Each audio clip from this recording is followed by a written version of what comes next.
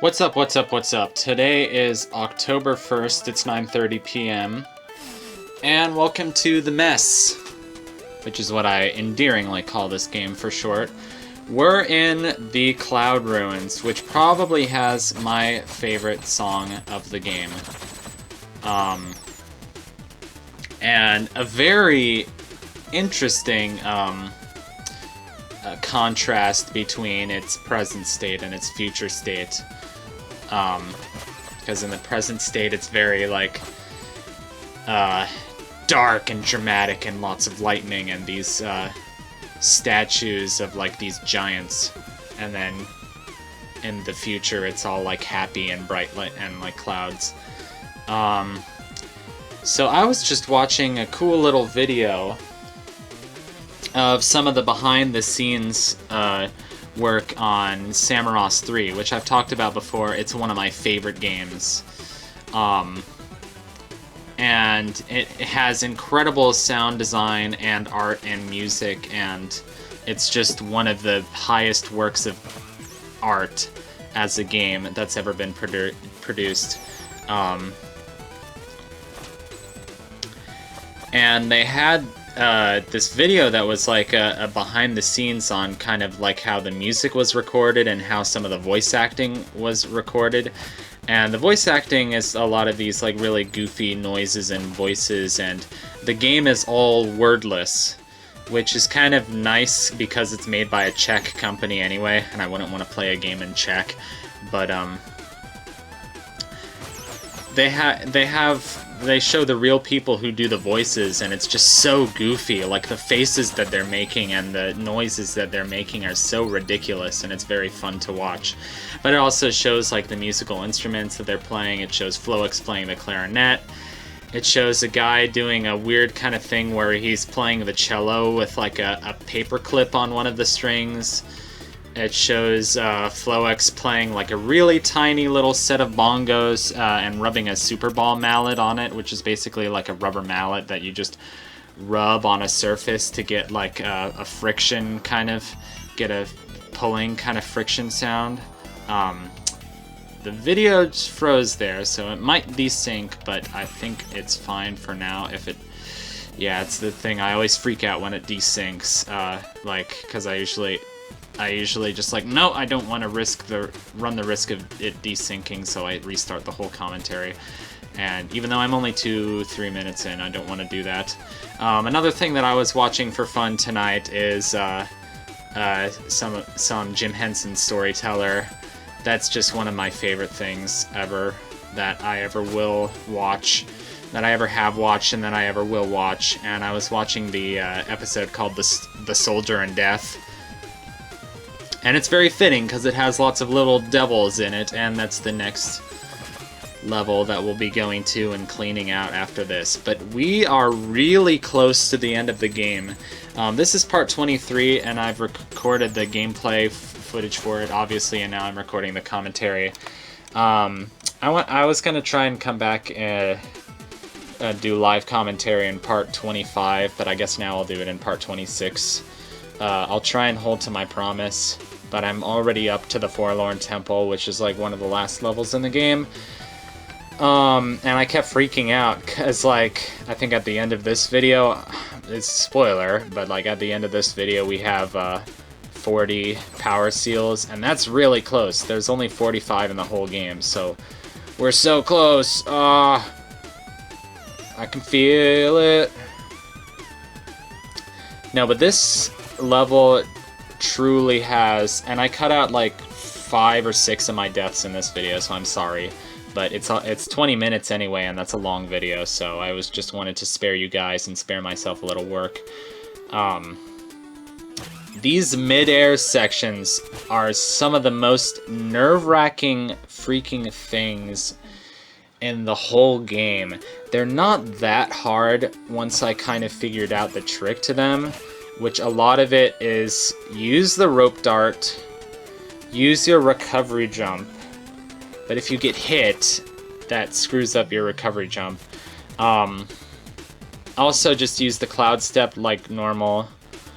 But a lot of it is knowing when to strategically use the rope dart. It's complicated. I'm not honestly that good at this game, but I'm getting better. And the cool thing about the power seals is that they do actually help you get better at this game. Like, if you go for all the power seals, it will legitimately help you get better at this game. So, and learn how to use the rope dart. And that's why I'm always doing these crazy little things with the rope dart. The rope dart, honestly, like, if you don't know how to use the rope dart correctly, the game is much harder. If you know how to use the rope dart correctly, and when to use the rope dart and when to use the floaty jump there, I don't know. And I sometimes use the rope dart when I should use the, you know.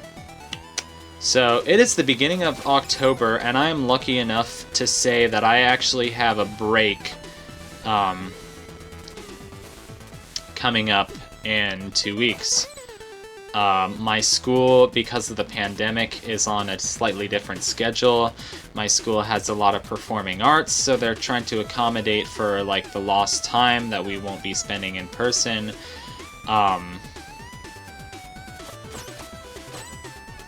So they have a modified schedule, and one of the best parts of the modified schedule is that there's an October break. Like, what? Like, that's so soon. But yeah, it's like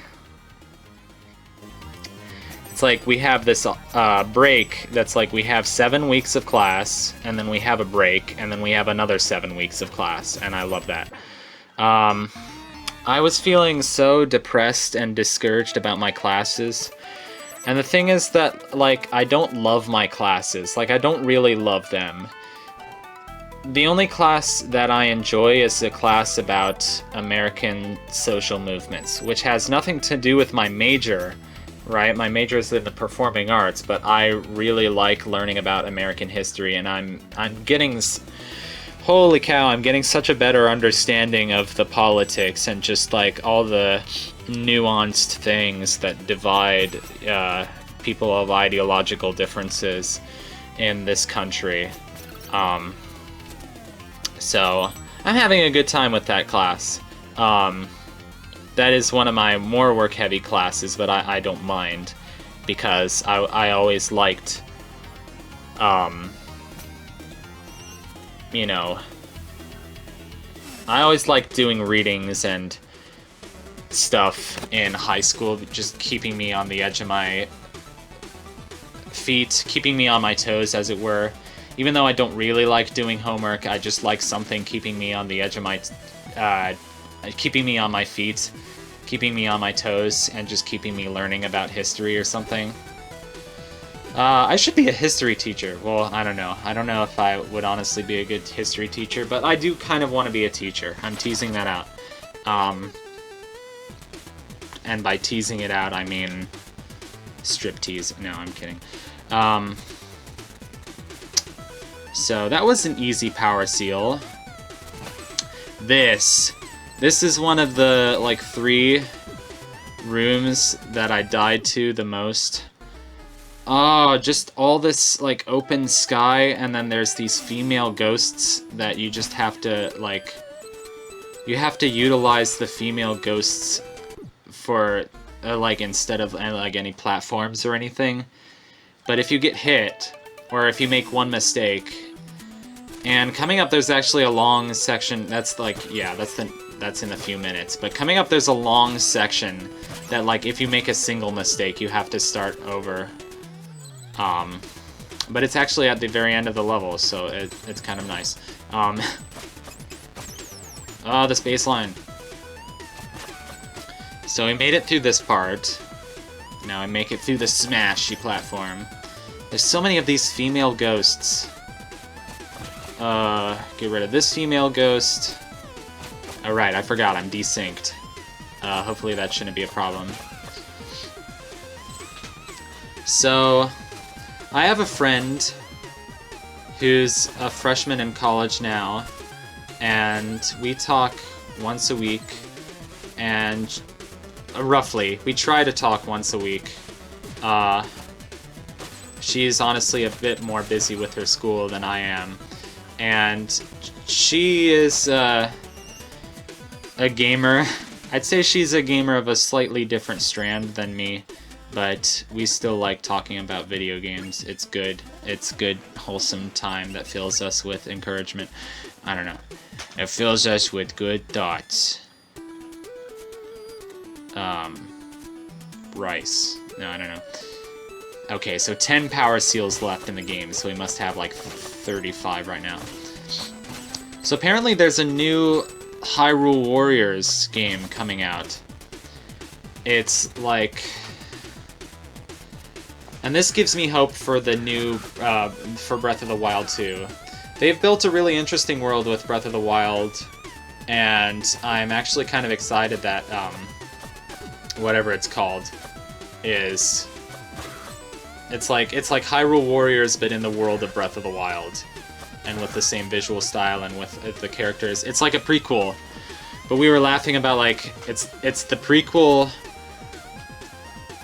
but, like, it takes place, like, 100 years before Breath of the Wild, which is, like, when, like, the main story of Breath of the Wild happens anyway. It's, like, when all the flashbacks flash back to, and it's like, well, they all die, and she's like, yeah, I just hope people who play the game have played Breath of the Wild before, so they know that everybody dies. And I'm like, yeah, it would be like watching the Titanic without knowing your history.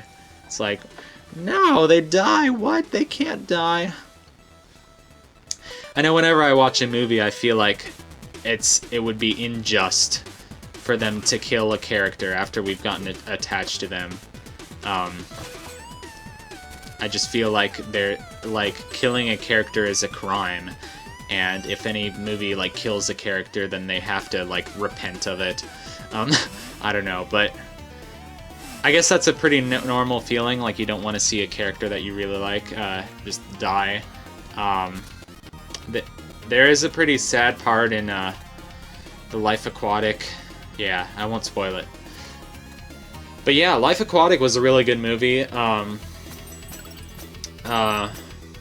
My parents went to Bear Mountain for their anniversary, and they brought back a few DVDs, one of which was The Life Aquatic, because we are Wes Anderson fans, and that was a movie that we had not seen yet, and I really do enjoy that movie. I really did.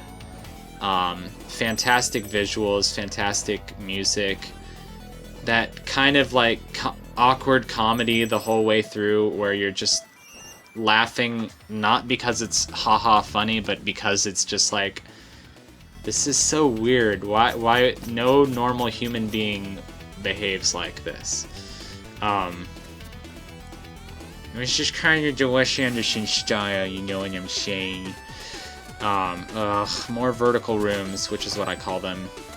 I don't know if they're not really vertical because most of the movement is horizontal, but they're vertical rooms because like you have to stay airborne for the whole room. This room right here. I need water, but we're more than halfway through the video, so I'll be a man. I'll toughen up and go through the rest of the video without water. Yeah, I really hate this room. So the trick to this room, right? You got the little floating tree there. That's cute. Female ghost, get over the spikes. Then you have this, and you just want to float down, you know, take it easy. And then this, yeah, use the float, jump out of it with your recovery jump, then cloud step off of that, then rope dart off of the top lamp, and then rope dart up to the nearest wall. And guess what we have in this room? It's a PHOBEKIN! Hey there, little PHOBEKIN, are you okay? Oh, hello there, I'm Acro! Monster Boy in the Cursed Kingdom posted an update. Oh, that's nice. Oh, the irony, right? It's a long and unfortunate tale. Thanks for snapping me out of it. They say the same thing. 2009, that was a good year. 2012, that was a good year. No, it was actually kind of a rough year. No, not as... One of the roughest years in my life was 2011, when I was 12. But I will not go into that right now. What about you? What was the roughest year of your life? Do you feel like you've improved since then? I like to think that the roughest years of our life are in our past, but then again, I have not... Well, childhood can be pretty rough, but I have not become an adult yet. More death. Guess what? We start back from here. Yeah, I'm not an adult yet,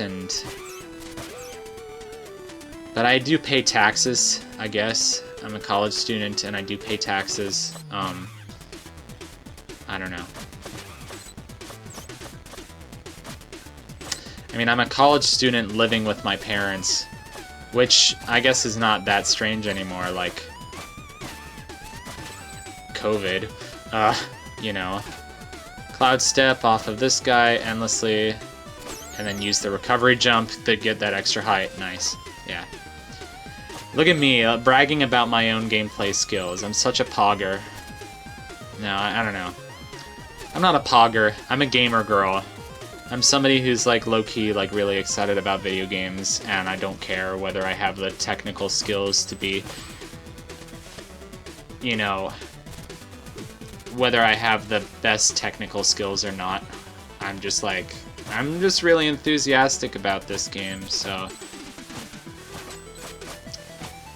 I was playing, well, I've been playing a little bit of Super Mario 64 here and there. Not because I have this 3D All-Stars crap. No, I'm kidding. I'm glad they released 3D All-Stars. But because I have it on Virtual Console, and just because it's like a cool, nostalgic game. And I've been playing it, a little bit of it, to relax between classes. And yeah, we start all the way back there and cut to the room with the PHOBEKIN. No, okay, never mind. I'm gonna show you all of this crap. We're going through all of this crap again. Yay. And I was like, you know what would be really fun? To just play a little bit of Ocarina of Time. A game that I'm just so nostalgic for. It's crazy. Because that game really got me through middle school. And I was just like, yeah, I happen to have a save file of it that I haven't touched in at least a year or 2 or 3. I don't know if I've touched that game at all since college. I probably have, just minorly, but still.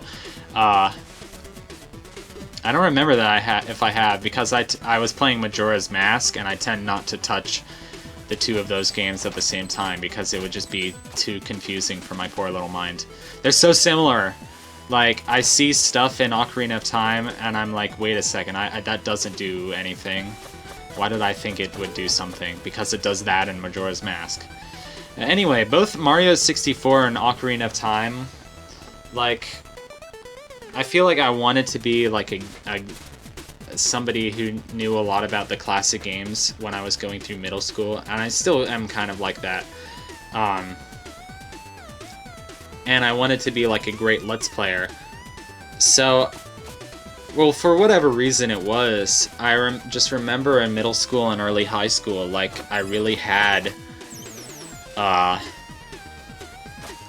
really set about, like, memorizing so many details of Ocarina of Time and Super Mario 64. Like, I remember some car trip to Florida, and I live in New York, so that was a long car trip, but, anyway.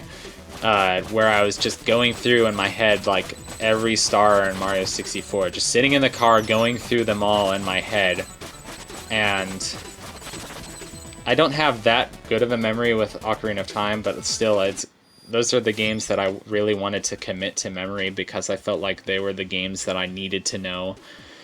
Anyway, I don't know. I can't describe it. It's a weird thing. But I had this save file, and it was like in a really random place. It was like before visiting the Zora's domain or whatever, and I was like, great, let's go to Jabu Jabu's belly. And That was an adventure. I got to watch the Zora King scooch over and say Umi, Umi, over and over again. Oh yeah, so we're gonna go to the Searing Crags next and clean it out for power seals. And we're gonna go to the Quillshoe Marsh, but I'm gonna cut that out because, okay, that tells us where the next magic node is. Which also happens to be where the next PHOBEKIN is. Yeah, the Zora King scooches over and says Umi exactly 25 times. I counted it, and I was like 25 times. That's crazy. So now we got the Demon's Bane, which allows us to have 3 times the attack power. So guess what? If we let our attack charge up, we'll be able to kill those green demons in one hit. So I'll see you on the next episode of The Messenger. Bye.